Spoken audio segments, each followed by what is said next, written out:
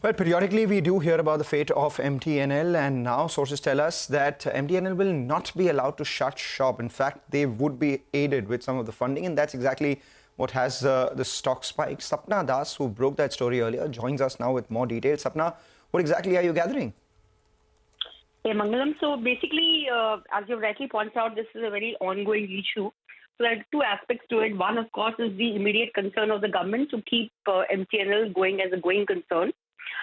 So far, of course, it has defaulted on bank loans. It's an NP account, and we're aware of the fact that nor the banks nor the government is in favor of any kind of a haircut, at least as of now. The second aspect, of course, also is in terms of its any further sovereign guarantees for bond issuances to be done by MTNL. So at the moment, the principal amount is being guaranteed by the government, but they are not being able to pay the interest amount. So that's what they are going on asking from the GOI. Now, as of now, it's very clear that maybe the NCLT route is not going to be adopted as far as MTNL is concerned. As I just mentioned, it has to be kept alive as a going concern.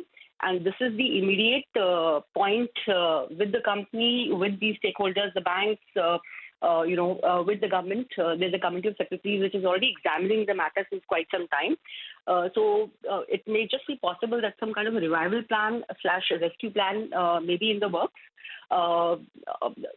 This is a sense as of now. The overall debt, of course, is pretty high, almost touching on 32,000 crores, out of which some basic amount will be required to make sure that MTNL keeps going as a going concern.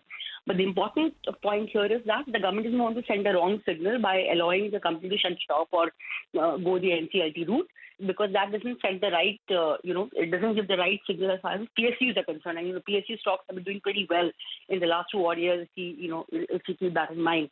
So all in all, something is likely to be worked out, but in what shape, when, how, that's something that we have to wait and watch. Maybe on a more long-term basis, depending on how this plan works out, if there's one in the works, around 8,000 crores worth of cash or capital infusion or funding infusion for MTNL will be required.